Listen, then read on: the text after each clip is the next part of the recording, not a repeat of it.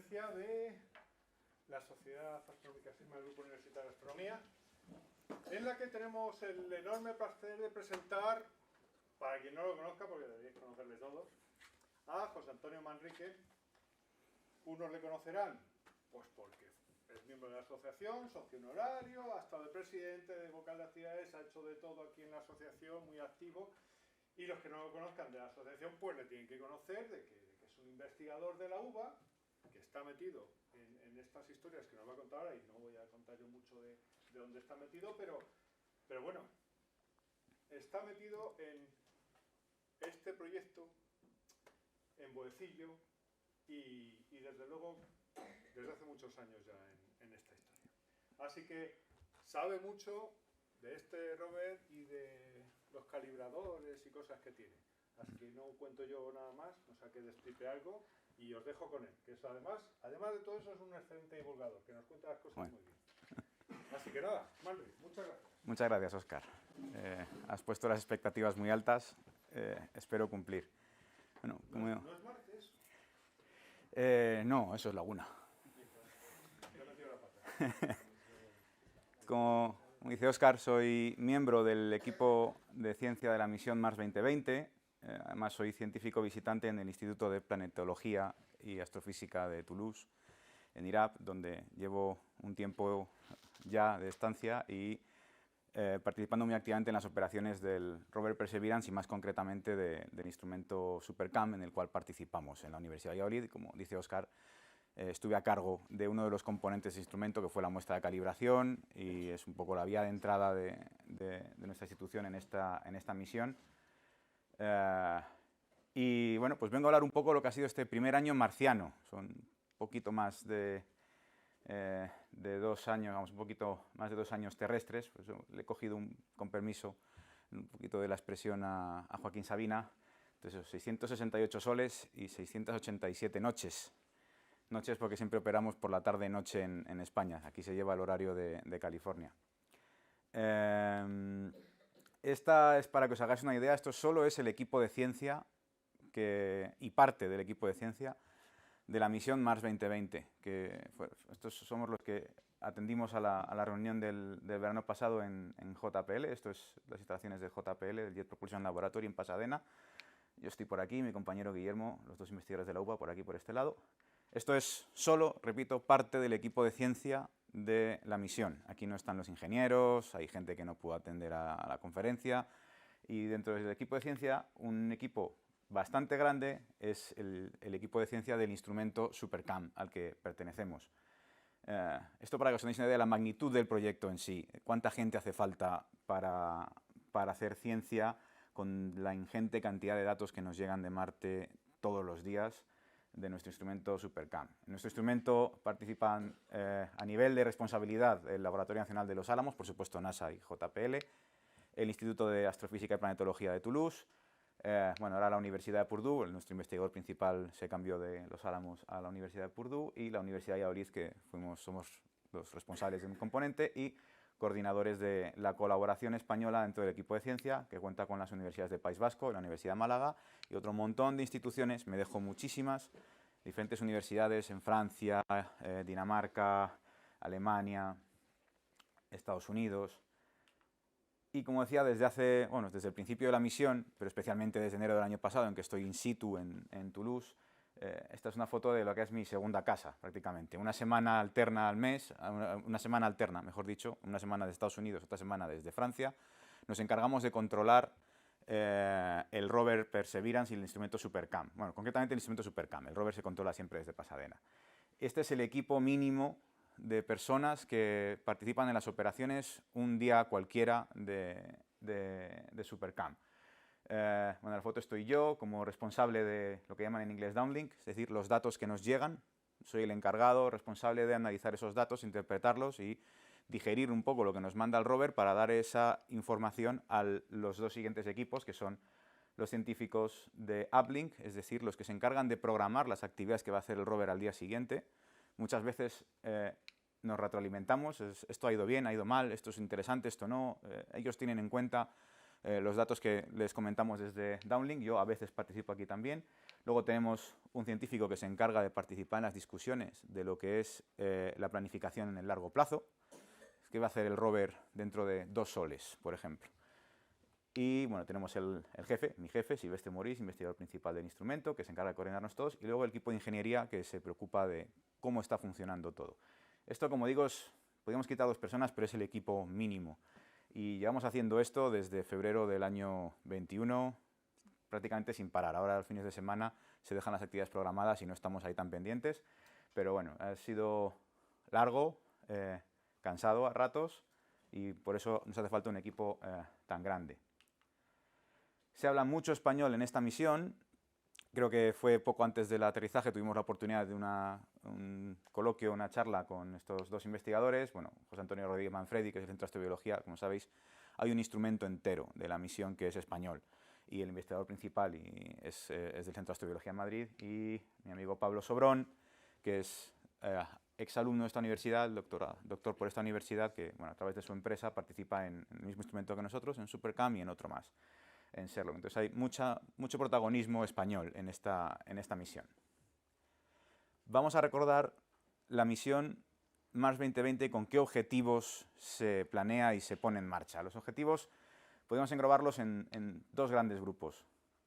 Por un lado, en la búsqueda de rastros de vida pasados, ¿vale? Lo que es la primera gran misión de NASA a Marte con un marcado interés astrobiológico. En este sentido, nos interesan 3 cosas, sobre todo. Primero, caracterizar la geología de la zona, entender qué ha pasado en Marte, cuáles eran las condiciones en el pasado de Marte, por qué es como es ahora. Ponerlo en contexto de astrobiología. ¿Fue habitable? ¿Se pudo desarrollar vida en Marte? ¿Podemos encontrar directamente rastros de esa vida si es que surgió en Marte o no? Como entendemos que es difícil encontrarlo porque bueno, ha pasado mucho tiempo desde que Marte perdió toda su agua, la mejor apuesta es, bueno, puedes hacerlo de 2 maneras. O mandas laboratorios muy potentes a Marte, muy caro, o te traes muestras selectas de Marte a laboratorios muy potentes en la Tierra. Y es la opción que se ha seguido con Mars 2020, que es la primera misión en un panorama más largo, en la que, bueno, luego tendremos la misión de retorno de muestras, que cogerá las muestras, que es el objetivo C. Vamos a recoger muestras selectas, de esto se encarga Perseverance, luego las deja en la superficie de Marte y otra misión las recoge, las trae a la Tierra y analizamos con nuestros laboratorios más potentes en superficie. El último objetivo es prepararse para la exploración por humanos. Esto ya empezamos a verlo cada vez más cerca, aunque llevo años escuchando aquello de la primera persona en Marte ha nacido ya, y cada década ha nacido ya. No sé cuándo será, pero lo estamos dando todos como por asumido, que en nuestro tiempo de vida acabaremos viendo un humano explorando en Marte. Y esta misión participa de ese proyecto. Recordar un poco la carga útil que lleva el rover Perseverance. Tenemos básicamente 2 grupos de instrumentos de ciencia, SuperCam y Mastcam, que son lo que llamamos la ciencia remota, nos van a dar información de muestras lejanas, lo que ocurre alrededor del rover. Mastcam es básicamente una cámara panorámica, una cámara estereoscópica con diferentes filtros espectroscópicos que nos va a dar una información espectroscópica de lo que tenemos alrededor del rover. SuperCam, ahora veremos lo que hace, es nuestro instrumento, una bestia, hace de todo. Es la cámara con más aumentos que tenemos en el rover, nos da imágenes de autoaumento, nos da información a través de la espectroscopía LIBS de la composición elemental, bueno, hace diferentes técnicas espectroscópicas. Luego tenemos la ciencia de proximidad, que va en el brazo, y aquí tenemos 2 instrumentos, Sherlock y Pixel.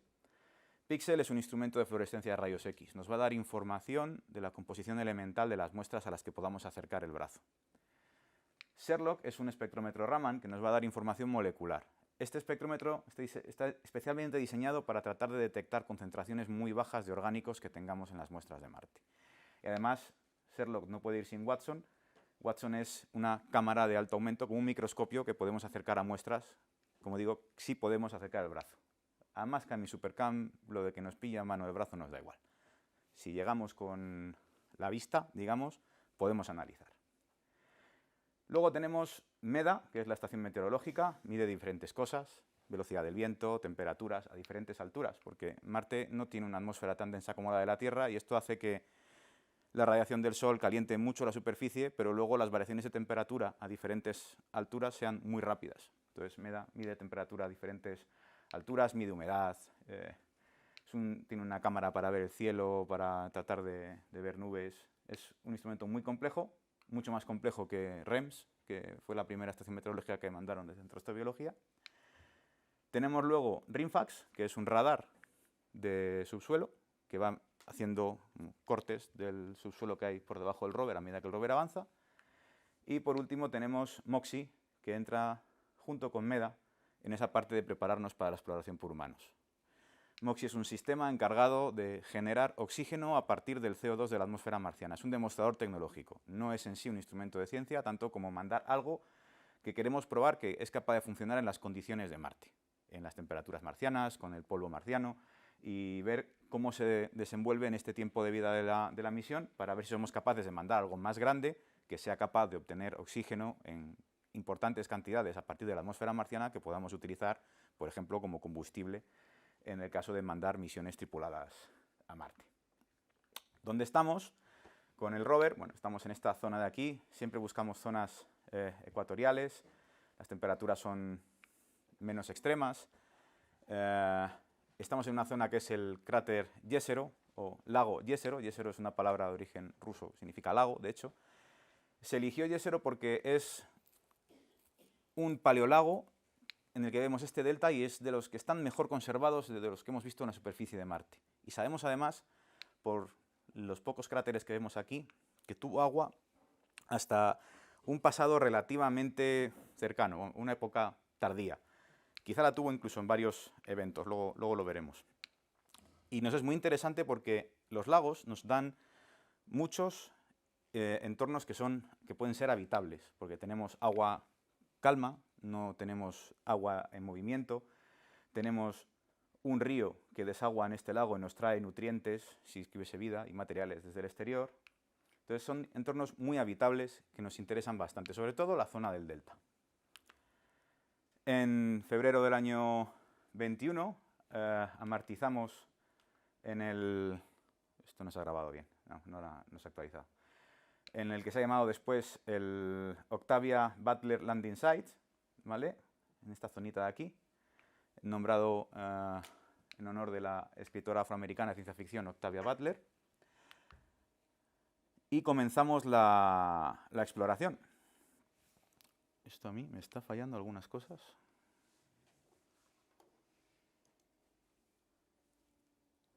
No.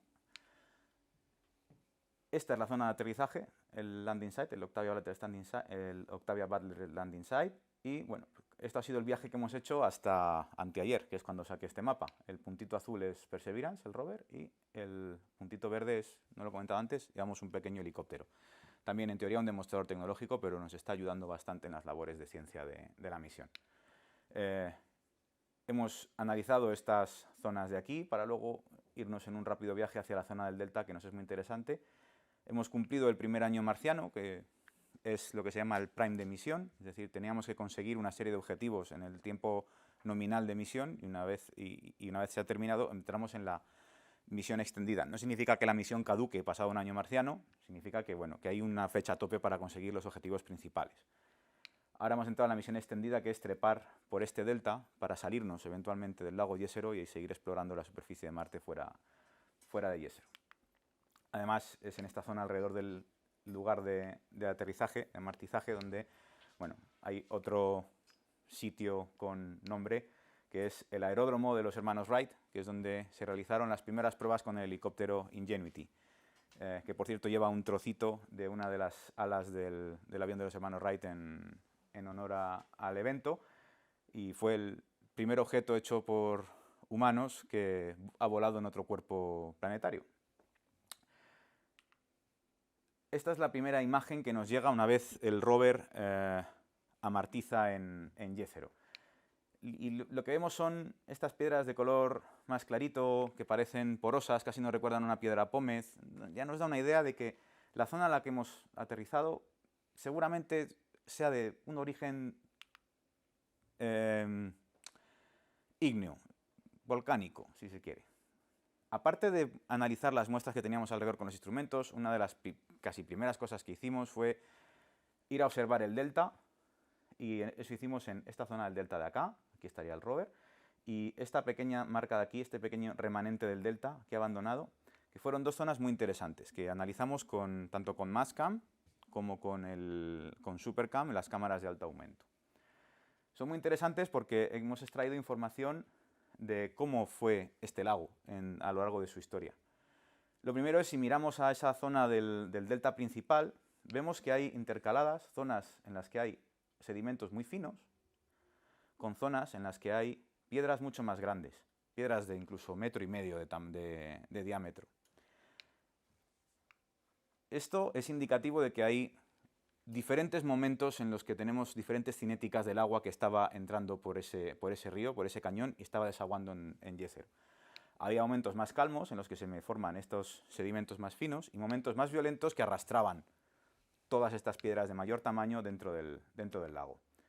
Esto lo vemos con más aumento en esta imagen de Supercam. Se ven lo mismo, sedimentos más finos con piedras de un tamaño mucho mayor.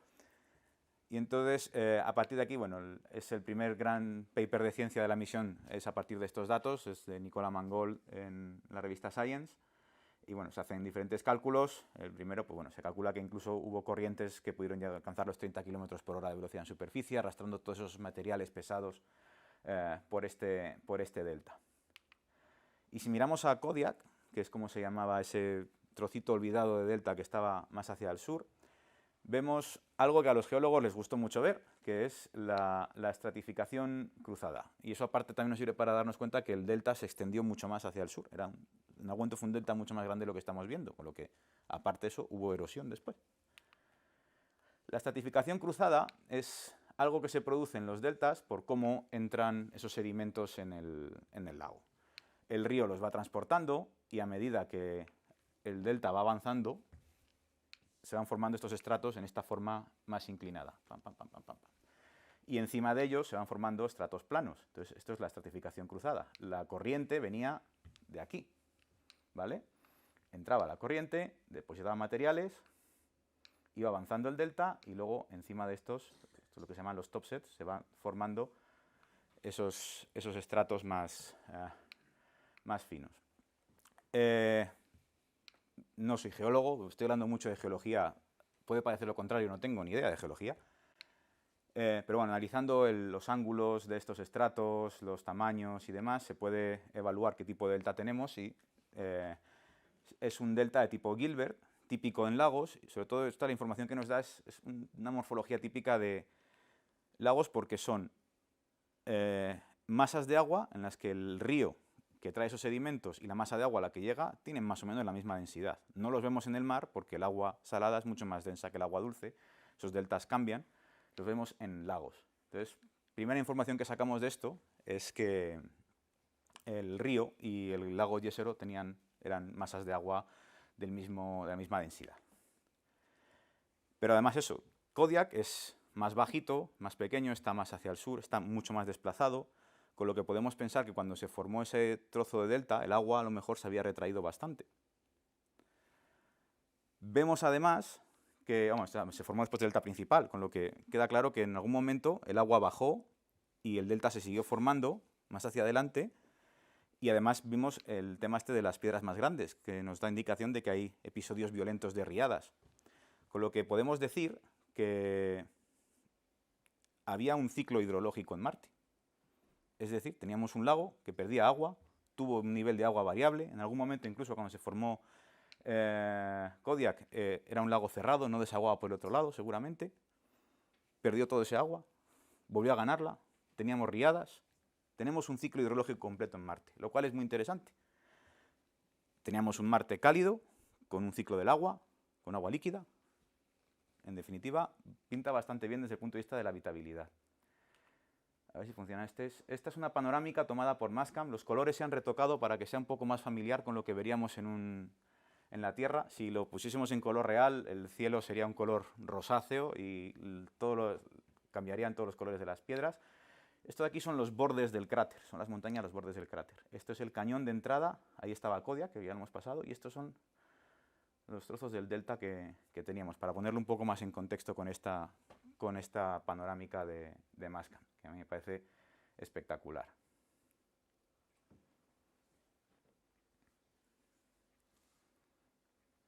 Hay algunas zonitas por aquí que se ven más blancas, que seguramente sean lodos del inicio de la formación del delta, que son también muy interesantes, porque esos lodos pueden atrapar biomarcadores. Después de echar ese vistazo a lo que es el entorno que teníamos alrededor del rover, de ver ese delta, de confirmar que teníamos un delta de desagüe, de saber cómo eran las condiciones de formación de ese delta y demás, pasamos a lo que fue lo que es ya los análisis de eso, utilizar nuestros instrumentos para analizar dónde estamos. Y lo primero con lo que arrancamos es analizar lo que es el fondo del lago, ¿vale? La zona donde aterrizamos. El fondo del lago podemos ver, aquí es donde aterrizó Perseverance, hay esta fractura de aquí, y vemos que hay como dos zonas que ya salta de ojo que no son muy parecidas, que son diferentes. Una esta zona de aquí llamada Seita, y otra esta zona de aquí que se llama Mars. Mars es la palabra navaja, en idioma navajo significa Marte, que también fue el nombre de la primera muestra que identificamos y que analizamos en la superficie de Marte. Estas zonas de aquí, esto es alrededor de la zona de Mars, seguramente sean los materiales más antiguos que tenemos en todo el lago. Esto es porque están lejos del delta de deposición, aquí no ha habido material nuevo que entrase por ese río, que se depositase aquí. Entonces son materiales muy antiguos que seguramente estaban ahí desde la formación después de la formación del cráter, pero vamos, de lo más antiguo que tenemos en la zona. Vemos que son materiales, hay piedras angulosas, no vemos estructuras aparte de, bueno, de lo que son la cama o el bedrock, la base del lago. La morfología no encaja con lo que podríamos esperar de lo que va a ser luego el delta, ¿de acuerdo? Tenemos, como decía, estas dos unidades, muy diferentes en morfología, y ahora veremos en qué más son diferentes, o también son diferentes en cuanto a la composición química. El rover lo que hizo fue bordearlas a través de MAZ, analizando, realizando también otras actividades que ahora veremos, y luego entró en Seita para ver eso, qué diferencias había entre estas dos zonas. Si miramos hacia el este, vemos también que hay piedras de gran tamaño, de nuevo angulosas, no se aprecian estratos, no parecen que sean materiales sedimentarios, sino más bien eso, materiales de origen ígneo que se hayan formado en algún evento volcánico en el pasado. A medida que el rover avanza y nos metemos en esta zona de aquí, en esta zona de contacto, que se llama R2B, vemos que aparecen estas capas, parece estratificación. Es otra zona diferente, distinta de las demás. Lo vemos aquí y un poquito más adelante en la zona llamada Citadel, ¿de acuerdo?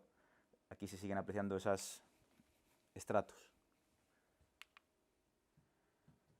Nos metemos, de hecho, en la zona de Seita y lo hacemos tomando medidas con el radar, con RIMFAX. Y RIMFAX lo que ve es que entre R2B y Seita tenemos estratos inclinados. Parece que Seita se esconde por debajo de R2B a medida que entrábamos con el radar. Químicamente, SuperCam tiene la opción de darnos idea de la composición química de las muestras que vamos analizando. Si nos fijamos en los elementos mayoritarios, en el contenido de silicio de las muestras, el de magnesio, el de calcio, salta ya de ojo directamente que Seita, son estos puntos azules de aquí, son mucho más ricos en magnesio. Un poquito más bajos en silicio y bajos en calcio.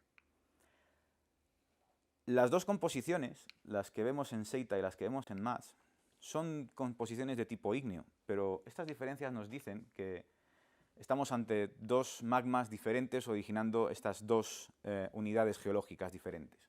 Es más, es en Seita y por esta zona de aquí de R2B, donde nuestro instrumento empieza a dar datos Raman y vemos olivinos.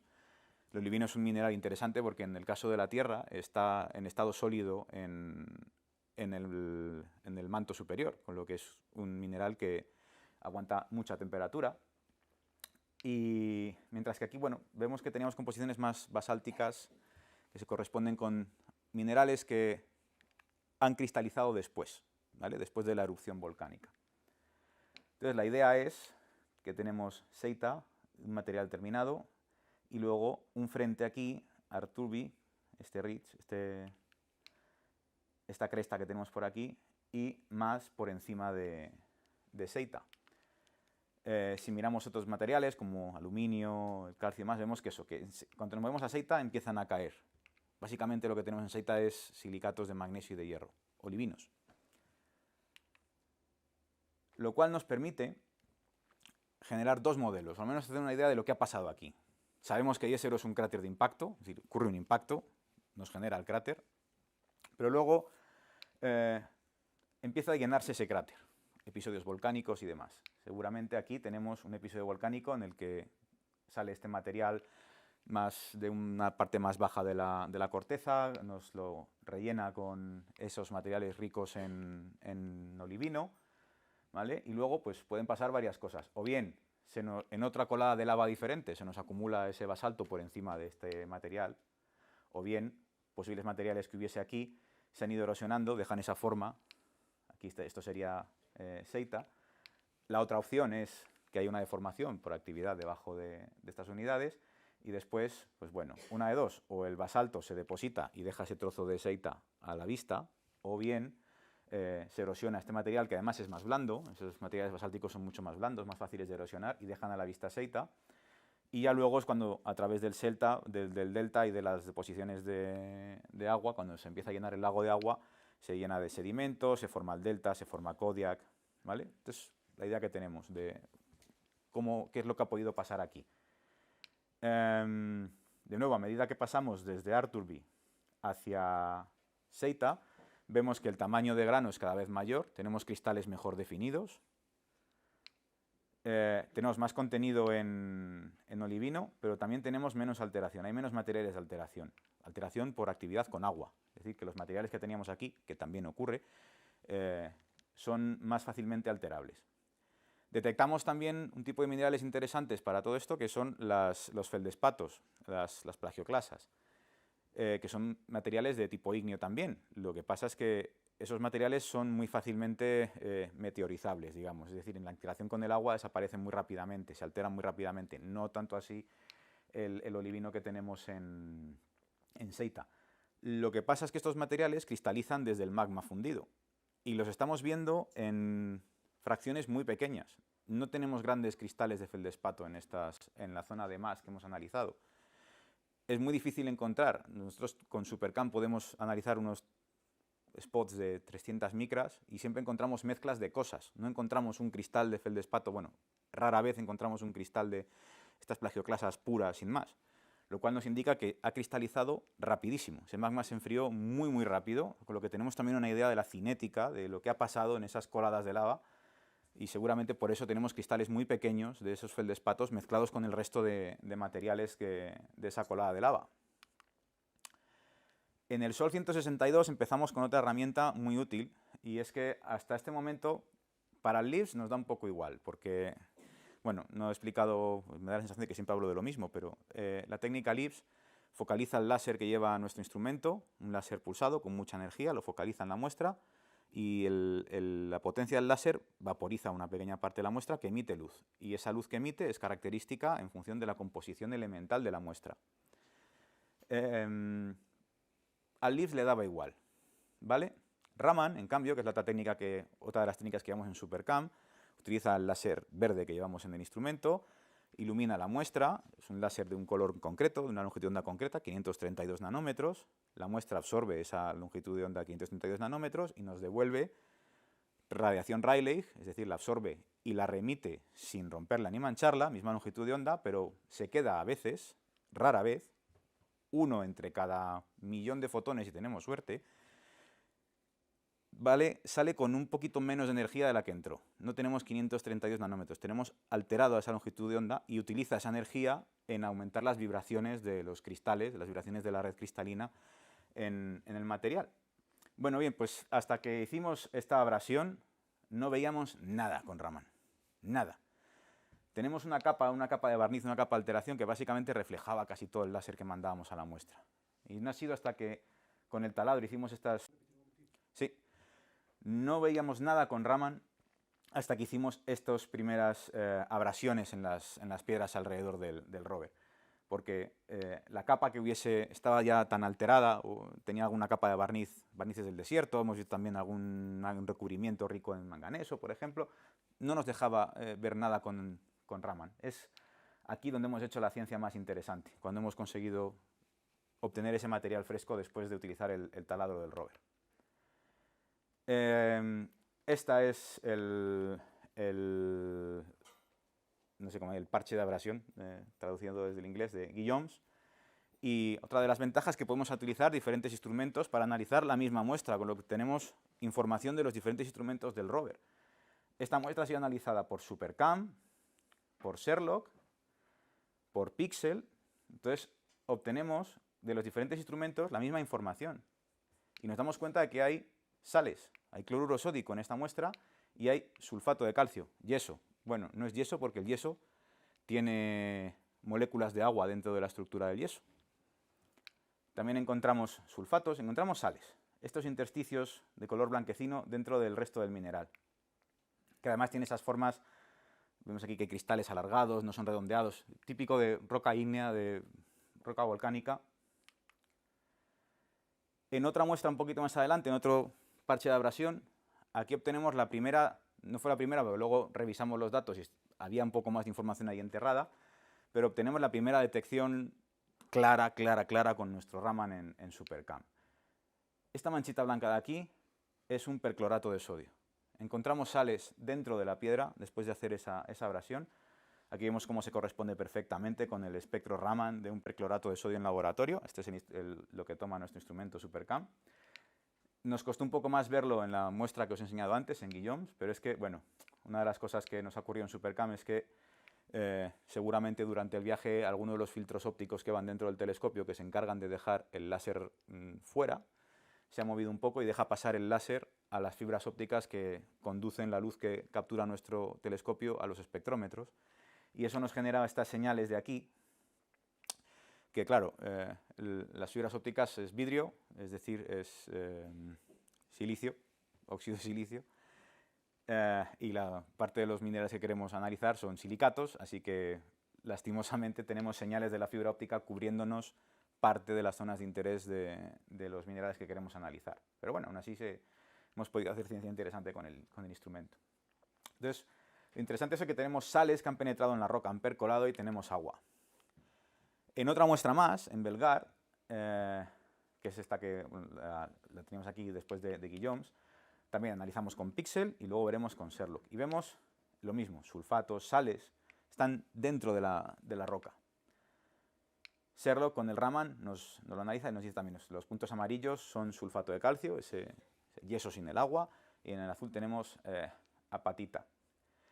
El tema de las sales es muy importante porque si tenemos agua líquida que tenía esas sales en disolución y ha penetrado dentro de las muestras y esas sales han cristalizado dentro de la muestra, significa que podríamos tener inclusiones fluidas todavía atrapadas dentro de esas muestras minerales. A lo mejor hay restos de ese agua de yesero ahí metida todavía.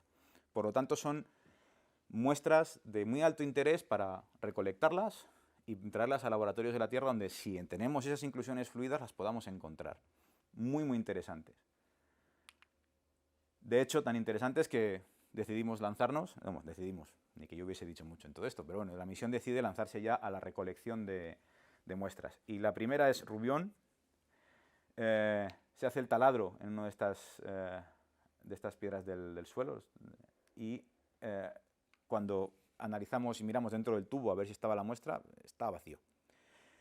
Lo que suponemos que pasó es que del taladro la muestra se rompe, se queda hecha un polvo que al manipularlo se cae y deja el tubo vacío. Así que lo que tenemos, en vez de la primera muestra geológica, tenemos la primera muestra atmosférica. Tenemos un tubo de la atmósfera de Marte perfectamente sellado y ya guardado en el rover.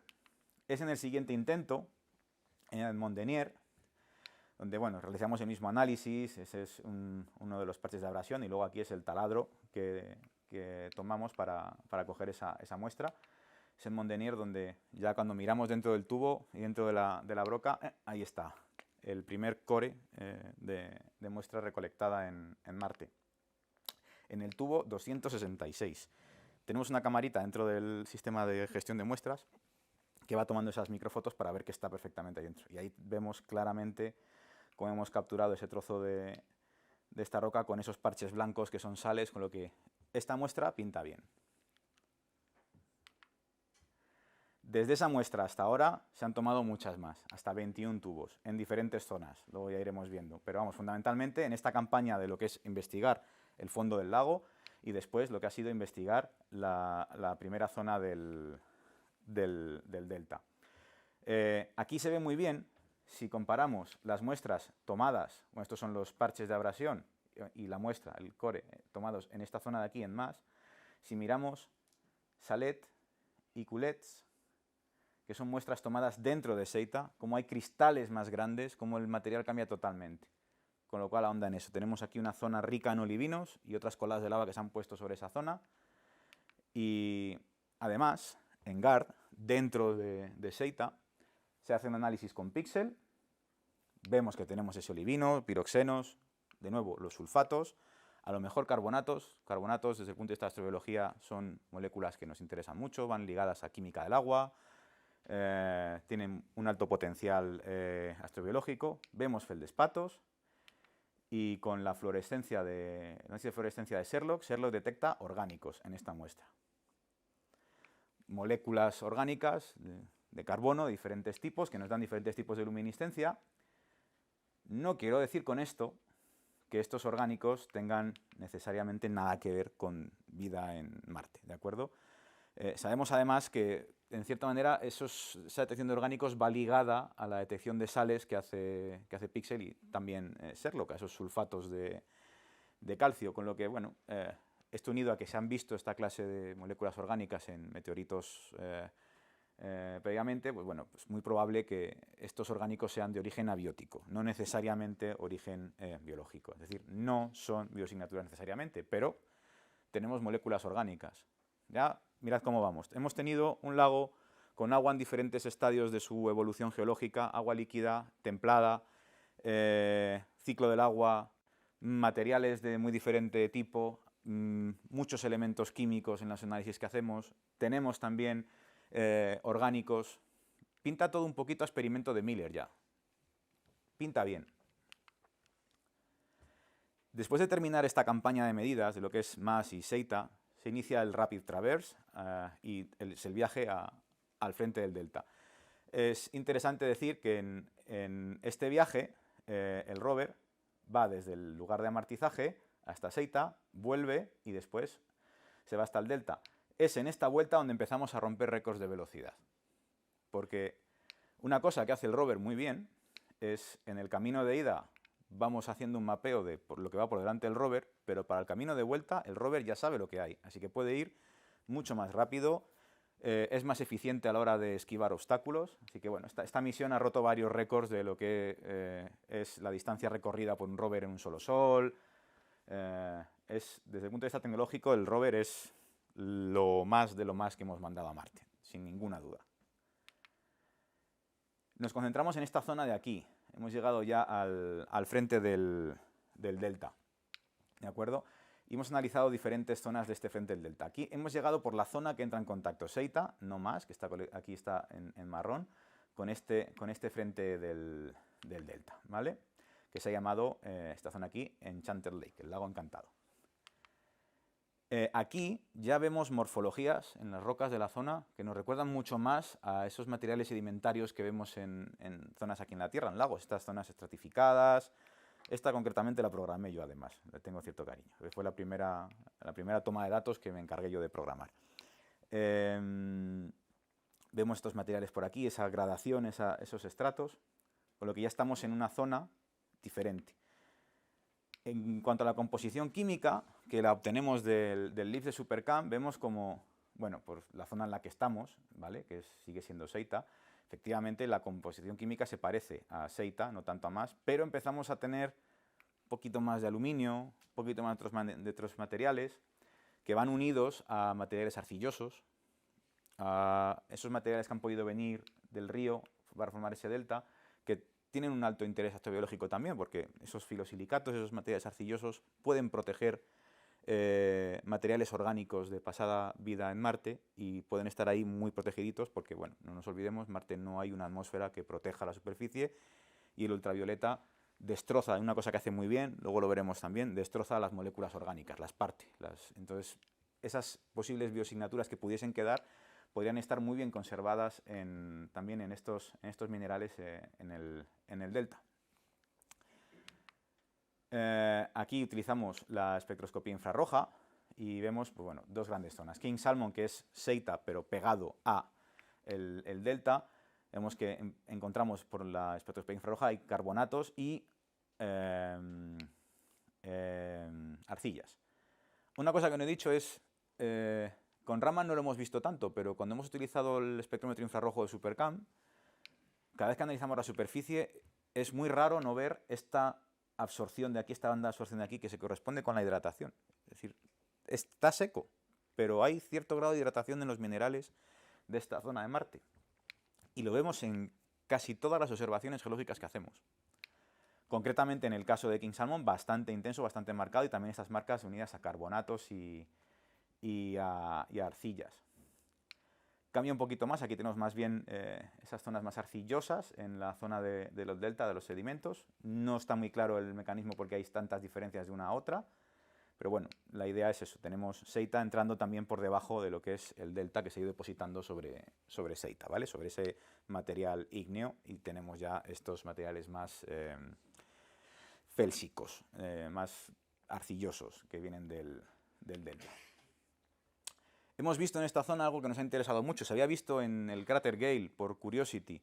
Son estas venas de sulfatos.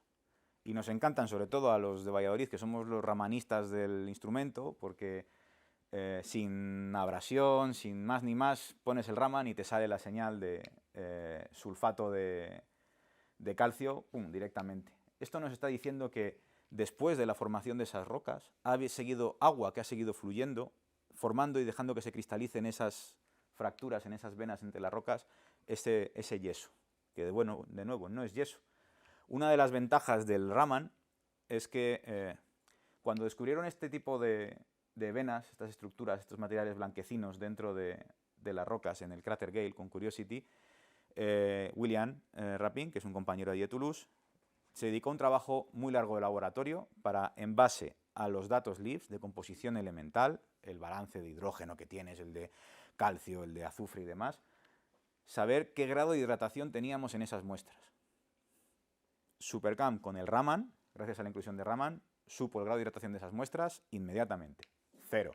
Anhidrita. Sulfato de calcio, anhidro.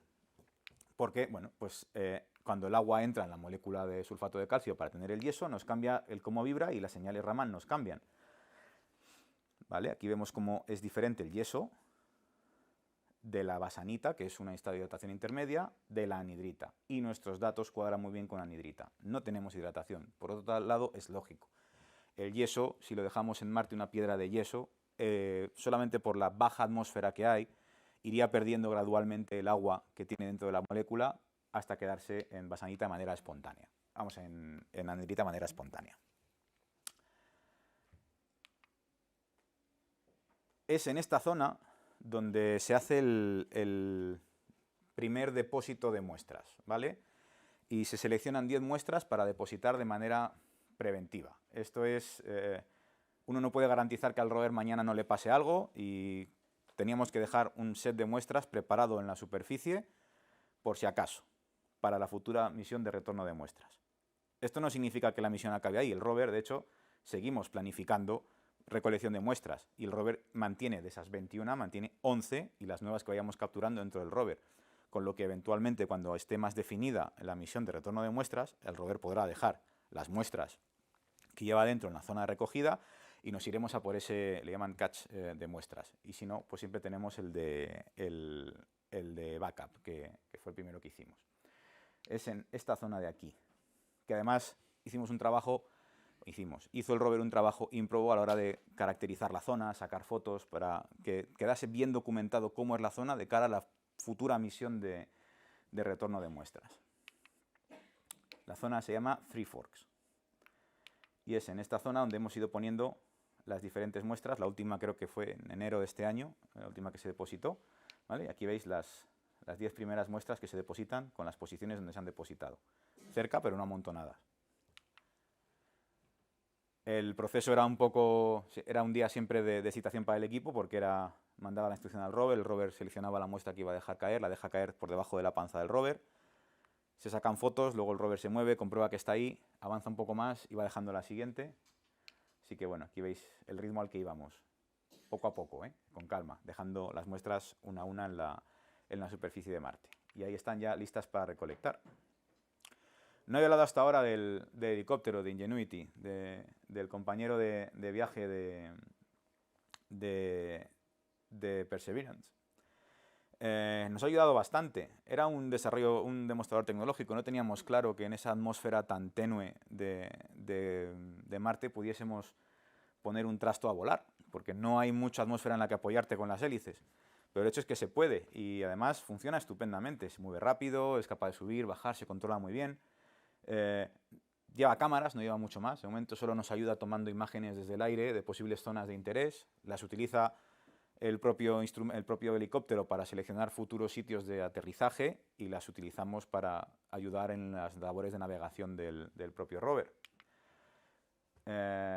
Aquí de hecho veis el camino que sigue Perseverance en blanco, que tiene que esquivar este campo de dunas para no quedarse atrapado, pero esto al helicóptero le da igual. El helicóptero ha cruzado el campo de dunas tan campante, volando, pim pam, pim pam, pim pam, y que ha seguido el camino este amarillo. Esto es, creo que al lunes de esta semana, el estado de los dos.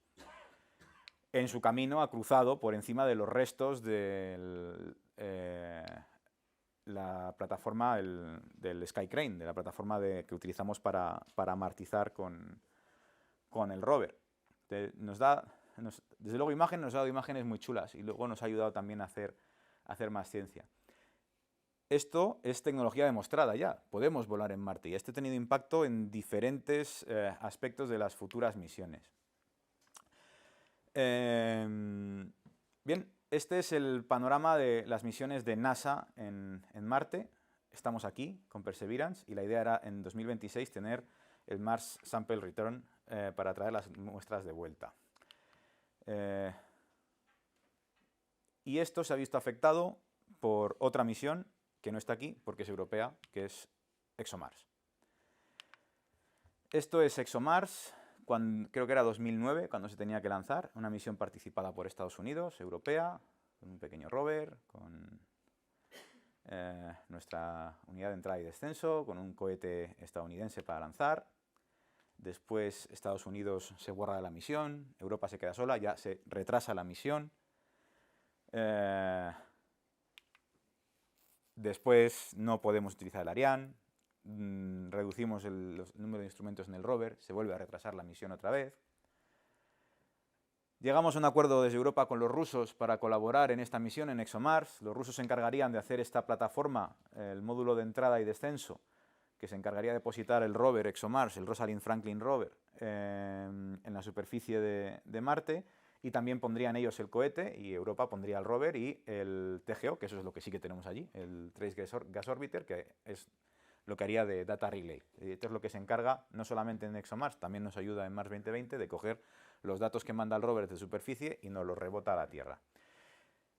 Una semana o 2 semanas antes de mandar el rover que estaba en Europa, en Italia, mandarlo a Rusia para empezar las labores de integración en el cohete de lanzamiento, estalla la guerra de Ucrania. 2 semanas. Ya lo habíamos retrasado de 2018 a 2020 por diferentes problemas con la carga útil. En 2020 estalla la crisis del coronavirus y otros problemas con el paracaídas. Y ya se había retrasado a 2022. Teníamos que haberla lanzado el año pasado en septiembre. De nuevo, ya digo, un rover con toda la instrumentación preparada, construido, listo, y a 2 semanas de mandarlo a Rusia, estalla la guerra, Europa cancela la colaboración con Rusia y nos quedamos sin lanzador y sin plataforma de aterrizaje. La manera de reflotar esta misión, que es de muy alto interés científico, porque bueno, ExoMars lo que va a hacer es taladrar y va a llegar a esos 2 metros por debajo del subsuelo marciano y ahí no sabemos lo que vamos a encontrar ahí. Estamos ya lejos de la superficie, estamos protegidos del ultravioleta, estamos protegidos de agentes oxidantes, de radiaciones ionizantes, con lo que si hay agua puede seguir ahí, si hay orgánicos se pueden haber conservado en esa zona, no sabemos lo que va a haber. Y dentro de este rover además va un laboratorio muy complejo. Digamos que hemos seguido una aproximación diferente a la del Mars Sample Return. Vamos a mandar un instrumental muy complejo, uno de ellos, por cierto, el investigador principal es Fernando Rull, profesor de emérito ya de la Universidad de Valladolid, para buscar esos rastros de vida en Marte. Entonces, bueno, el interés es mucho, también de NASA, y se llega a un acuerdo con NASA para reflotar esta misión, que bueno, ahora es un ExoMars 2028, si vamos bien, a lo mejor un ExoMars 2030, siendo un poco más realistas, pero claro, el primer problema es que para lo que era el Mars Sample Return, en el que Europa tenía que poner este pequeño rover, el Fetch Rover que se llama, que era el encargado de ir a recoger esas muestras que Perseverance deja y llevarlas hasta esta plataforma donde está el cohete, que lo pone NASA, para que luego una nave europea lo recoja en la órbita de Marte y lo traiga de vuelta a la Tierra. Bueno, pues gran parte de los esfuerzos económicos y técnicos de Europa se tienen que ir hacia salvar ExoMars, desarrollar tecnología que todavía no teníamos, que nos ponían los rusos, y se nos cae de ahí el Fetch Rover. No hay ya un rover para ir a recoger esos tubos. Pero ahí NASA y JPL son expertos en aprovecharse de estas adversidades y lo que proponen es, vale, Europa no nos da un Fetch Rover, no pasa nada, vamos a colaborar con Europa además en ExoMars, JPL nos va a ceder tecnología que Europa no tiene desarrollada para esa misión y lo que hacemos es, como Ingenuity ha funcionado tan bien, mandamos una flota de 3 o 4 drones que van a ser los encargados de recolectar esos tubos y llevarlos hasta esa base de lanzamiento que vamos a mandar desde aquí. Entonces, primer impacto de Ingenuity, tenemos esta flota de drones de ahí a que Amazon empieza a entregar en Marte, no falta nada. Y se empieza a hablar ya de un concepto de misión de helicóptero de ciencia, es decir, un helicóptero que se pueda mandar a Marte con carga útil que le permita cambiar de sitio muy rápidamente, analizar una zona muy extensa. Y de hecho en el laboratorio en el que estoy ahora, en IRAP, se está ya avanzando en el desarrollo de un instrumento, un microlipse, que pudiese ir montado en este hipotético helicóptero de ciencia para hacer análisis de lips a una escala muy fina, para identificar la composición elemental de esas muestras debajo de donde se pose el helicóptero. Entonces vienen años muy excitantes desde el punto de vista del Mars Sample Return. No sé si será en 2026. Desde luego NASA le está dando mucha prioridad a esta misión, porque ahora mismo las muestras están ahí abandonadas y cualquiera podría ir y cogerlas. En China. No va a pasar, pero bueno, también pueden pasar muchas cosas, que se tapen por polvo, aunque no lo esperamos, pero bueno, urge ir a recoger esas muestras ahora que las tenemos. MEDA nos hace, de hecho es muy interesante, esta página lo podéis buscar en Google, tenemos un report del clima en Marte diario, que nos lo da el instrumento MEDA, que es español, y veis ahí, por ejemplo, hoy era el sol 7:43, bueno, esta es la información de ayer. En inglés, como no se dice yesterday, porque no son days, son soles, se dice yestersol, es curioso. Entonces, del día de ayer, o del sol previo, tenemos esta información de la temperatura que mide MEDA, con temperaturas máximas de menos 20 grados y mínimas de menos 80. En verano y invierno luego veremos la temperatura mínima más o menos se queda donde está. La máxima es lo que va cambiando. Hay una cantidad ingente de información de MEDA. Tenéis muchísimos papers publicados accesibles por la comunidad. Se hace muchísima ciencia de atmósferas con esta misión y no es mi campo, no me he metido mucho, pero bueno, aquí tenéis medidas de temperatura, por ejemplo, a lo largo de la hora del día. Esto es tiempo local marciano, ¿vale? A lo largo de los soles, esto es el verano marciano.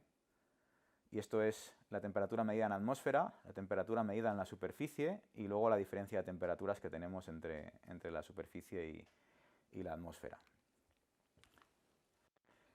Grabamos golpes de viento, dust devils, que son pequeños remolinos en la superficie de Marte. Cada cierto tiempo, una de las actividades que programamos muy a menudo es el poner al rover a grabar zonas en panorámica esperando encontrarse con estos golpes de viento o esos diablillos de polvo. Se graban nubes vespertinas, por la mañana hay nubes. El mecanismo de formación y por qué están ahí, de qué son estas nubes, está por ver, pero bueno, tenemos nubes en Marte. Se ha implementado por primera vez un micrófono para analizar y grabar sonidos en Marte y está siendo una de las técnicas pioneras y que más cosas interesantes nos está dando. Si analizamos las frecuencias de sonido que podemos grabar con el instrumento, bueno, SuperCam tiene un micrófono, pero hay otro micrófono que va montado en el rover, podemos grabar la señal acústica de los disparos del láser, ¿vale? Del LIPS, son como chispazos, pla, pla, pla, pla, pla. Los podemos grabar. Podemos grabar el viento, los ruidos atmosféricos, que nos sirven para decir cómo está la atmósfera de alterada. Tenemos una referencia de lo que es, por ejemplo, la atmósfera por la noche, cuando está calmada, está fría, no se mueve nada, no hay viento, no grabamos casi sonido en esta zona. Cuando hay vientos fuertes sube hasta aquí la intensidad del sonido. Entonces se puede utilizar para estimar con qué fuerza tenemos el viento en Marte. De estos datos de aquí, de cuánto sonido genera una muestra, podemos extraer información como cómo de dura es esa muestra, de la dureza de la muestra.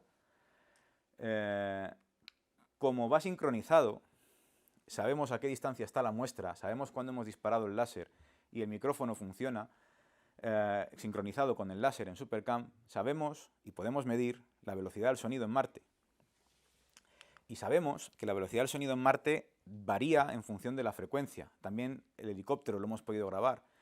Hemos podido grabar el efecto Doppler en Marte del helicóptero a medida que se acercaba o se alejaba del rover. Todo esto son datos nuevos que nos dan los micrófonos, que, como digo, está siendo uno de las sensaciones de la misión. No sé si puedo... Igual suena, igual no suena. No sé si hay aquí altavoz. En teoría esto estaba preparado. No. Nada. Pero bueno. Esta es la medida de la velocidad del sonido, ¿vale? Y cómo va relacionada con la temperatura. A mayor temperatura tenemos mayor presión, hay más posibilidades de que una molécula de CO2 de esa atmósfera fría y muy poco densa de CO2, dos moléculas se encuentren y se transmita esa onda sonora, así que la velocidad del sonido sube cuando tenemos más temperatura. Estos son modelos hechos a partir de a las alturas que mide MEDA la temperatura, ¿vale? Vemos que se correlacionan bastante bien. Tenemos esa velocidad variable del sonido y se atenúan muy muy rápido. Otro experimento chulo que llevamos en SuperCam, veis que es un instrumento estupendo, es un instrumento de facetas. Grabamos sonido, sacamos composición elemental, composición molecular, tomamos imágenes a muy alto aumento y dentro de la muestra de calibración que entregamos desde la UBA incluimos un material orgánico, un disco de PET que bueno, tiene varios grupos moleculares, macromoleculares orgánicos que bueno, podíamos encontrar química parecida en algunas moléculas en sistemas vivos o como biomarcadores y queríamos ver cómo evolucionaba este material al dejarlo sometido al entorno marciano. Aquí veis la evolución de los diferentes soles, cómo se ha ido oscureciendo, cambiando, amarillando. No es nada que no hayáis visto en un kiosco que ha dejado una lata de algo o una revista mucho tiempo le ha dado el sol. Pues aquí parecido, se van degradando esos orgánicos, y los orgánicos de las pinturas, de las tintas, pero también los orgánicos de nuestro polímero que está ahí abandonado en nuestra muestra de calibración en Marte. El seguimiento de lo que le está pasando lo hacemos con el Raman de SuperCam y vemos efectivamente cómo desde el primer espectro hasta ahora el espectro va degenerando, vamos perdiendo espectro, algo está pasando ahí. Lo que no estamos viendo es la aparición de nuevas bandas en el espectro Raman, lo que significa que, bueno, si hay alteraciones no está alterándose en el sentido de que se estén creando nuevas o se estén alterando las moléculas, más bien parece que estamos perdiendo cristalinidad dentro del polímero.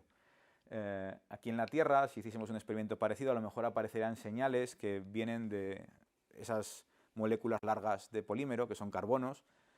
El ultravioleta entra, lo rompe y coge oxígeno de la atmósfera, que en Marte no tenemos, y forma uniones de doble enlace entre el carbono y el oxígeno, y aparecerían por aquí las señales de doble enlace del carbono y el oxígeno. No lo vemos en Marte, ¿vale? No hay oxidantes en Marte en la atmósfera que estén influenciando este proceso de envejecimiento del polímero.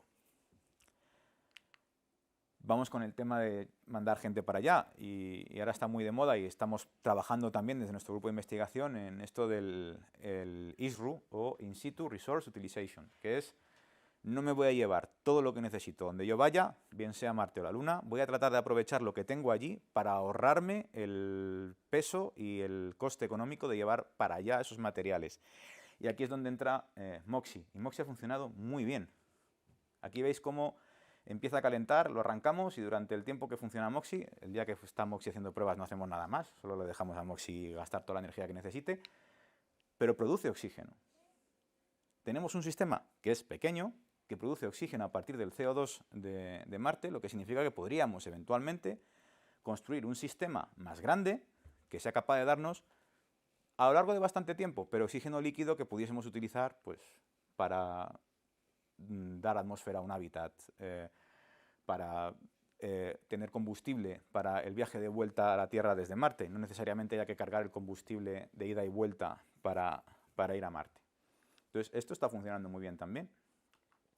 Así que si revisamos lo que son los objetivos de la misión, objetivo A, geología, creo que vamos bien, hemos analizado bastante bien lo que es Jezero.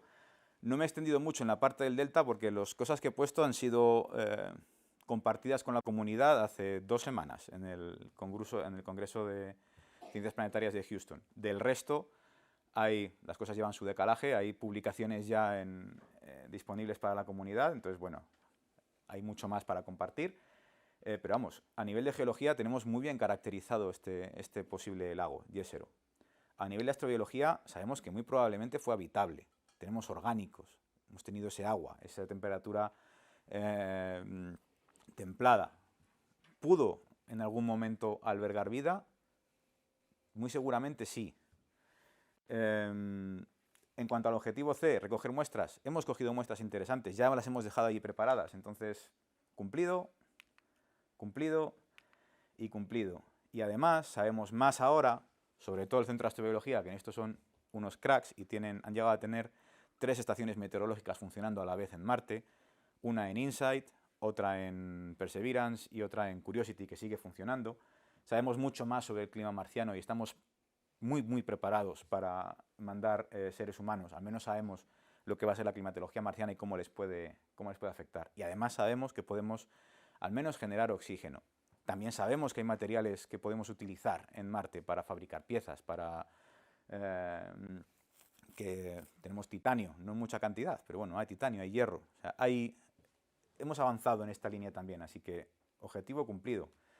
Así que en este primer año marciano, en este prime de misión, podemos considerar la misión un éxito de momento, y lo que nos queda por delante es mucha ciencia, y sobre todo cuando vengan esas muestras vuelvan a la Tierra, esperemos que sorpresas muy, muy agradables para todos. Muchas gracias por dejarme aburriros esta hora, y bueno, pues lo dejo con este vídeo que preparó NASA de las imágenes con más likes de la misión.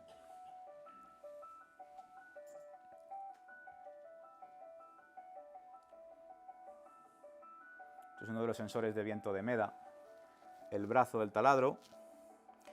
Sí, desde hace unos cuantos soles llevamos unas piedras metidas en las ruedas, y como no hacemos movimientos violentos, siguen con nosotros todo el rato. Ahí veis la diferencia con el vídeo que os puse antes. Estos son los colores que captamos en realidad, sin ese truco de corregir los blancos para que parezcan...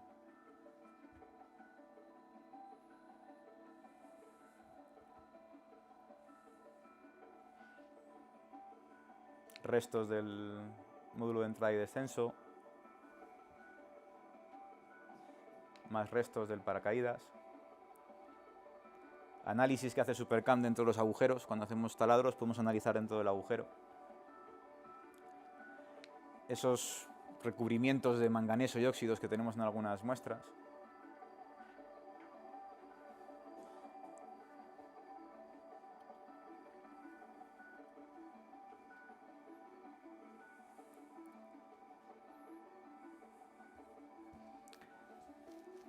Un eclipse de Phobos que grabamos con Mastcam. Esa es la broca para recoger regolito. Y bueno, terminar siempre diciendo que en las páginas web de la misión y demás, NASA, otra cosa no, pero está haciendo un esfuerzo con esta misión ímprobo a la hora de compartir con el público. O sea, yo hay muchas veces que a lo mejor estoy conectado, me llega alguna imagen, por ejemplo esas imágenes del módulo de entrada y descenso, y le digo a algún amigo, estáis atentos porque en los próximos días, cuando esto lo he visto bueno NASA, hay unas imágenes chulas de tal, y me dice, no, si ya están en Twitter, o sea, no me estás contando nada nuevo. Entonces, no se guardan nada, están compartiendo información en tiempo real muchas veces, los sonidos que grabamos están en una red social que se llama SoundCloud, la propia misión, tenéis las imágenes con comentarios y las imágenes en bruto que obtenemos están disponibles para todo el público. Los datos espectroscópicos se van liberando también al público después de que pasa un cierto tiempo para el equipo de ciencia que pueda utilizarlos, pero vamos, creo que estamos dando datos ya del Sol 500, están disponibles para la comunidad. Entonces, de nuevo, NASA lo comparte todo con la comunidad. Muchas gracias. Cualquier pregunta que pueda humildemente responder, encantado. Gracias por todo.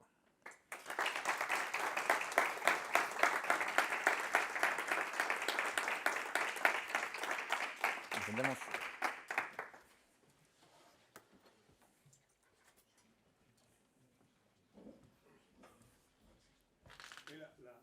Se veía cuando la muestra de calibración...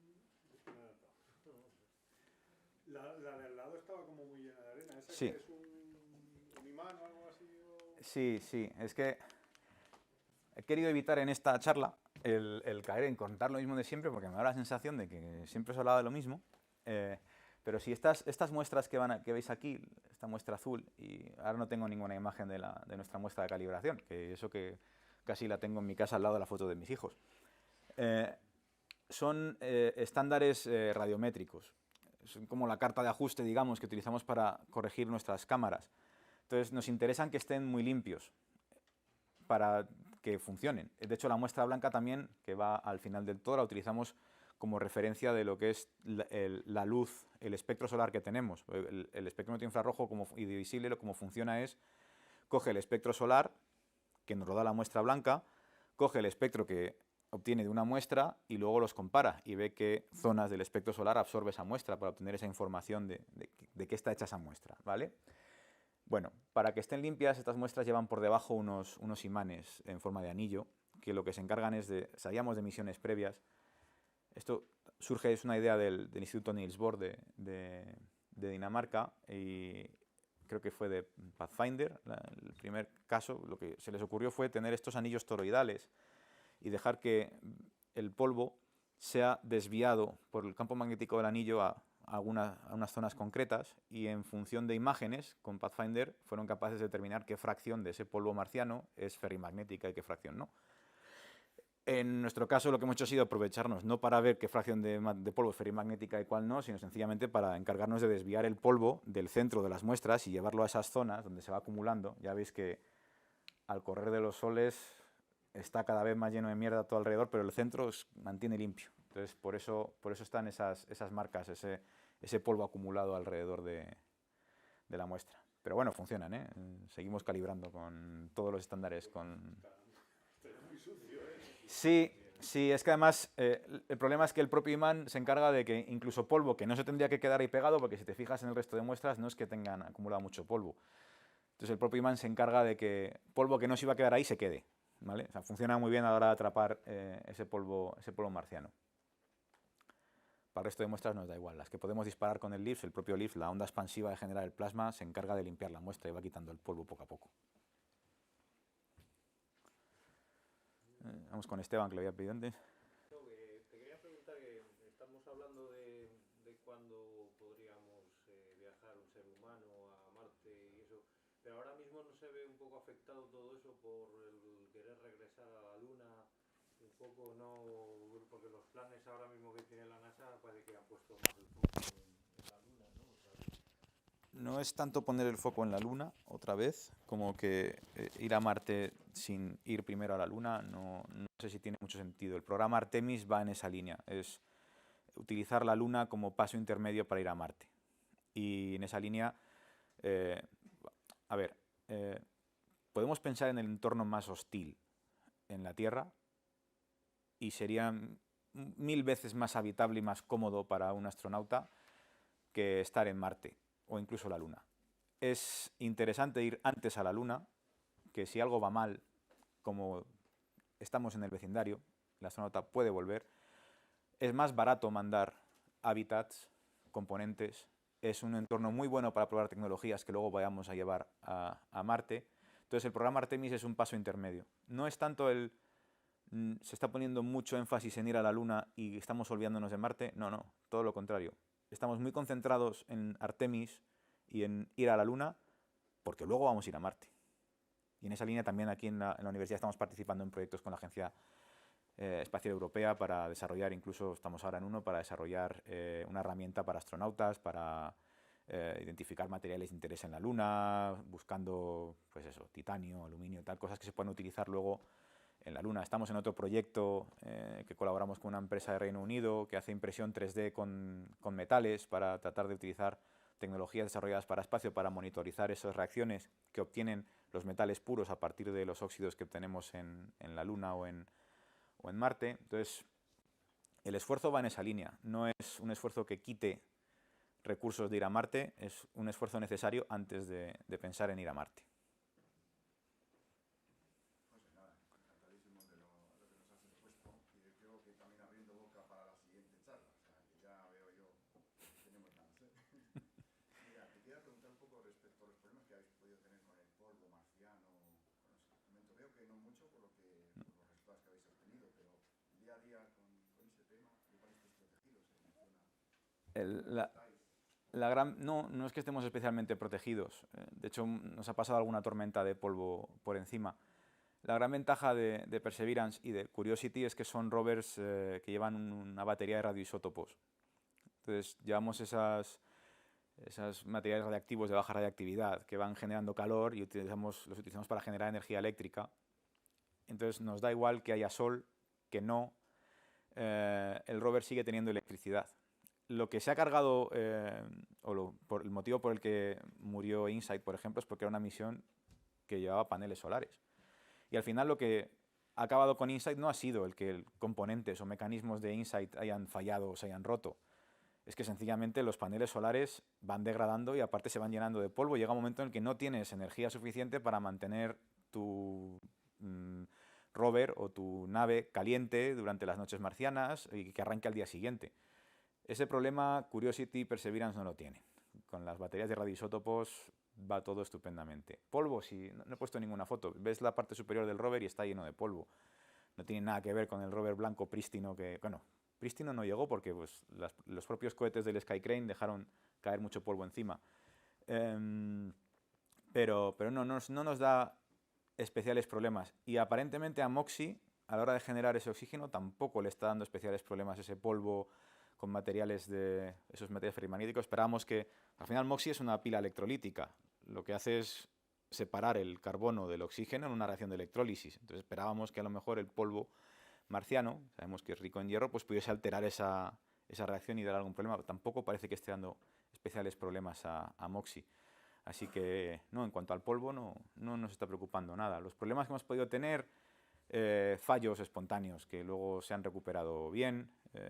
Hoy, por ejemplo, hasta antes de venir aquí estaba yo en operaciones y bueno, pues hemos tenido un fallo a la hora de replegar el brazo. No pasa nada, se vuelve a comandar toda la secuencia, el brazo se vuelve a replegar perfectamente y no pasa nada. MED ha tenido algún problema con los sensores de viento, son materiales son componentes muy delicados y algunos se le ha ido dañando, entonces, bueno, pero quitando eso, nada que no se esperase y nada grave. El Perseverance es una misión que tiene una gemela, tiene una carga muy alta de herencia de Curiosity, del Mars Science Laboratory, y esa sigue dando guerra desde 2012, incluido incluido KenCam, que es el instrumento hermano de SuperCam. Sigue dando disparos, sigue dándonos información de la composición química en Marte. Entonces, problemas de momento no muchos. Y esperemos que siga así durante muchos años. O sea, las previsiones es de tener rover para rato. Uy, ahí me pillas, te lo puedo decir ahora. No sé si estamos en torno de los 14 a lo mejor, o algo así. Lo que pasa es que también, sobre todo en la zona esa de Seita más, luego en el delta hay muchos subo y bajo, me espero. Ahora llevamos, en esta zona llevamos ya desde el viernes pasado, me parece, o desde el lunes, haciendo diferentes análisis en esta zona. Entonces, claro, la ciencia requiere tiempo y rover avanza, se para. El helicóptero requirió estar parados también una temporada larga en una zona en lo que se hacían las pruebas con el helicóptero. Cuando hay MOXIE paramos porque, bueno, la pila nuclear da energía, pero es limitada también. Entonces hay que repartir la energía que tiene disponible el rover entre todos los sistemas, con lo que, bueno, no... Pero aún así se ha avanzado bastante. Sí, ahí atrás. Sí. Yo quería preguntarte, ¿y cómo se maneja el rover desde la Tierra? Porque ¿se va como con un joystick dirigiéndole o se le programa que vaya a tal sitio? Porque claro, eso está a varios minutos luz. Sí, exactamente. No puedes ir en tiempo real manejándolo. Exactamente, no hay tiempo real, no hay joystick.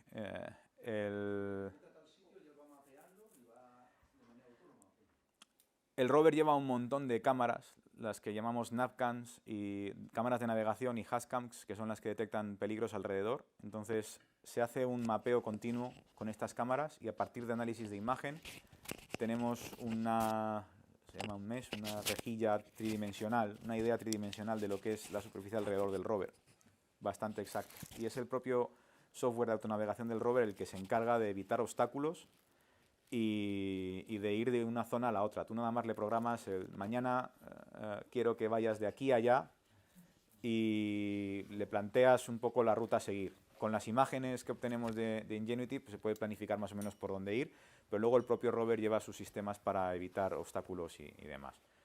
Y todo esto son un equipo de ingenieros enorme que están controlando todos los programas, todas las secuencias que se le mandan al rover de muévete de esta manera, tal, durante tanto tiempo y demás. Pero vamos, lo hace el rover de manera autónoma. No hay opción, no solamente por los minutos luz a los que está, sino porque no siempre tenemos comunicación directa con el rover, ¿vale? Y no la tenemos todo el rato, no es como una llamada de teléfono. Dependemos de que un orbitador de los que tenemos en Marte pase por encima, recoja datos y nos los mande, y a veces, con la antena de alta ganancia, que es española, por cierto, tenemos acceso directo al rover y nos comunicamos con él. Entonces también tenemos el problema añadido, no hay comunicación siempre con el rover, porque cualquier opción de hacer algo en tiempo real es nula. El helicóptero tiene una panel solar. ¿Ese panel solar es capaz de volar el sol o tiene que cargar en el rover? No. El helicóptero estuvo cargando el rover solamente el tiempo que estuvo aparcado, estaba debajo de la barriga del rover, ¿vale? Es el único momento en el que el helicóptero se ha ido alimentando de las baterías del rover. Después ya toda la energía la obtiene del pequeño panel solar que lleva. Son vuelos cortos, luego pasa mucho tiempo hasta que va recargando, y este también, aunque bueno, el movimiento de las propias hélices se encarga de tenerlo un poco limpio, poco a poco ese panel va a ir degradando y el helicóptero acabará volando menos y siendo capaz de recargar menos. Además también hay que utilizar esa energía para mantenerlo caliente por las noches, por ejemplo. Vamos, de momento sin problemas. Sí, la pregunta era sobre el helicóptero específicamente, porque si ya es difícil mandar Digo que la pregunta sobre el helicóptero, porque ya es difícil manejar el rover, el helicóptero también tiene un autoguiado, él Sí. sabe cómo ir. Y luego también la otra pregunta es la protección contra aquellos efectos atmosféricos que aunque son débiles, pero que pueden afectar al rover. Si hay algún sitio donde se protege, se cubre o... En cuanto a lo del helicóptero, el helicóptero también tiene su propio software para evitar peligros y buscar zonas de aterrizaje seguras. Y la mayor parte de las veces lo que se hacen son vuelos de reconocimiento previos. Es decir, el helicóptero está en esta zona, donde ha aterrizado porque se ha decidido que es una zona buena para que esté ahí y aterrice de manera segura y demás. se levanta en vuelo, va a reconocer una zona, pero luego vuelve a la misma zona. Y ya después de ese vuelo ya has seleccionado, ya tienes una idea a partir de las imágenes que ha capturado el dron, dónde vas a parar después. Entonces después vuelves, paras ahí, sigues. Y aún así tiene su propio software para evitar riesgos y cantos, piedras o demás que es capaz de esquivar en tiempo real. No lo podemos teledirigir. Al respecto del tema del clima, Perseverance es realmente grande, es del tamaño de un coche. Pesa bastante. Y aunque los vientos en Marte son muy violentos, son muy rápidos, tenemos una alta velocidad de viento, la densidad es tan baja que la energía asociada o que le puede hacer al rover es, francamente, el riesgo es más limitado al rover. Al helicóptero no lo tengo yo tan claro. Pensaba eso, el helicóptero. Sí. ¿Se le cubre de alguna forma? ¿Se pone debajo del rover? Está, no, ya no. El helicóptero sigue su camino, tiene que estar cerca del rover porque el rover es la estación de comunicaciones que tiene con tierra, pero no carga, no se protege, no. Ya el helicóptero van juntos pero no revueltos. A ver, una pregunta más por aquí. Sí, yo te quería preguntar, precisamente hablando sobre lo del helicóptero, no se preveyó que pudiera recargarse en el propio rover precisamente porque era, digamos, una prueba. Y la otra pregunta era, ¿qué limitaciones a la hora del vuelo, o sea, es decir, aerodinámicas o de funcionamiento, con respecto a la Tierra habéis encontrado? Muchas gracias. Bueno, yo tengo que remarcar esto, no estoy en el equipo del helicóptero. De hecho, el equipo del helicóptero está completamente al margen del equipo del rover, ¿vale? En cuanto al por qué no se recarga utilizando el rover, no es la respuesta oficial, es la que se me ocurre a mí y creo que van por ahí los tiros. Solamente el pensar en el proceso en el que tú aterrizas el helicóptero y una de dos, o lo acercas al rover, que ya es un riesgo para el rover y para el propio helicóptero, o después el rover se acerca al helicóptero, de alguna manera entra en contacto con él para cargarlo, es un proceso suficientemente complejo como para desanimar el pensar en todos los mecanismos que implican. Cualquier mecanismo que mandes en un instrumento o en una sonda es un riesgo porque puede fallar. Entonces se trata de hacer las cosas lo más simples que puedas. Y eso incrementaría tremendamente la complejidad, sobre todo cuando no es en cierta manera justificado, porque bueno, con el panel solar vamos bien. Y es que si no, al final el helicóptero, lejos de ayudar al rover, si lo hiciésemos así, sería casi como una bola de preso colgando del rover, que no podríamos hacer nada porque siempre tendríamos que ir pensando en me tengo que acercar hasta el helicóptero para cargarlo. En cuanto a las limitaciones aerodinámicas, que yo sepa, no hay nada fuera de lo que tenían más o menos testeado. El mayor problema que veo yo es la capacidad de cargar con pesos que vas a tener más adelante. Es decir, cómo van a escalar todo esto, porque eso, cuando quieras cargar con los tubos de muestras, más el propio helicóptero que además tiene que llevar mecanismos para moverse cuando esté aterrizado para irse allí y el brazo para cargar las muestras, pues bueno, eso ya entramos en un peso más elevado que hay que cargar con rotores más grandes. Ahora tenemos rotores, creo que son de 1,5 metros de diámetro, o sea, es un trasto grande el helicóptero, entonces creo que esa es la mayor limitación, la carga que se pueda meter en los futuros helicópteros, pero de momento el helicóptero, ya te digo, éxito completo. Y la última pregunta, quería preguntarte, ¿cuántas muestras puede llegar a recolectar? Y en caso de que la misión fuera muy exitosa y la vida útil del rover fuera muy larga, ¿se ha previsto el poder llevar y esas cosas cuando se vayan a recoger las muestras un recambio para poder tener nuevas muestras? Para empezar, podemos recolectar hasta 40 muestras. El rover lleva 40 tubos de muestras dentro del mecanismo del Sample Catching System, ¿vale? Ya hemos utilizado 21. Seguiremos. En cuanto a lo que preguntabas de si el rover se las va a quedar y demás, en algún momento cuando se empezó a ver que Europa igual no podía llevar a cabo el tema del Fetch Rover, una de las opciones que estuvo sobre la mesa fue, bueno, vale, Perseverance se queda con las muestras y es Perseverance el que se acerca hasta esa misión, hasta esa plataforma que lleva el mini cohete, se acerca, lo deja ahí, todos los tubos, y luego es esa plataforma con un brazo robótico lo que lo va recolectando y nos ahorramos el problema de de tener que llevar un Fetch Rover. Pero claro, eso suponía, en este escenario de incertidumbre, que Perseverance se quedase con esas muestras recolectadas hasta 2026. Puede pasar cualquier cosa, era un riesgo. Entonces, bueno, esta es la mejor vía posible, el garantizar que ya hay un depósito de muestras que van a estar ahí disponibles, que en el peor de los casos, si mañana el rover se estropease, ya ha cumplido una parte importante de la misión, ha cogido muestras de interés y están ahí. Entonces, eso por ahí. Luego, no hay más tubos que los que llevamos. Hay que pensar que precisamente para no tener falsos positivos y que cuando esas muestras lleguen a la Tierra no nos llevamos sorpresas detectando orgánicos o vida de la Tierra, ese hardware es del hardware más limpio que se ha mandado nunca al espacio. De hecho, les dio incluso problemas a los ingenieros que desarrollaron todo el mecanismo porque estaban tan limpios los materiales que los metales perdían una ligera capa que tienen sobre los propios metales que lubricaba. No era lubricante, pero las cosas tenían más fricción de la que suelen tener en las tablas de ingeniería, y eso es por lo limpio que estaban. Entonces no es trivial lo que está ahí en el sistema de gestión de muestras. No hay recambio, no está pensado que cuando vayamos para allá con el sample return vayan tubos limpios nuevos para que luego siga recolectando y luego nos quedamos con esos 40, que ya hay que pensar que las misiones de retorno de muestra hasta ahora, quitando las misiones Apollo y demás, las japonesas, Hayabusa y Hayabusa 2, traen cantidades muy pequeñas de materiales. Aquí estamos hablando de 40 tubos, que he visto el tamaño, son importantes. Entonces con esas 40 nos vale.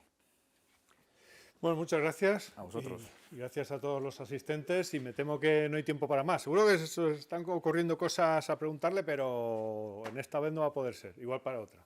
El siguiente año marciano. Cuando queráis. Así que nada, muchas gracias a todos por asistir, y los próximos 2 viernes, con esto de Semana Santa, cerrará la facultad. El siguiente viernes hay una serie de conferencias que son las de Fronteras de la Ciencia, de física, nanotecnología y muchas cosas, entonces no vamos a contraprogramar, habrá conferencias mañana y tarde, jueves y viernes, que ya es 13-14 de abril. Y la semana siguiente, mira, se acaba de marchar Fernando Muñoz Box, que nos dará la siguiente conferencia, y luego hay más actividades preparadas, así que bueno, pues estad atentos y espero que haya actividades que os gusten. Pues nada,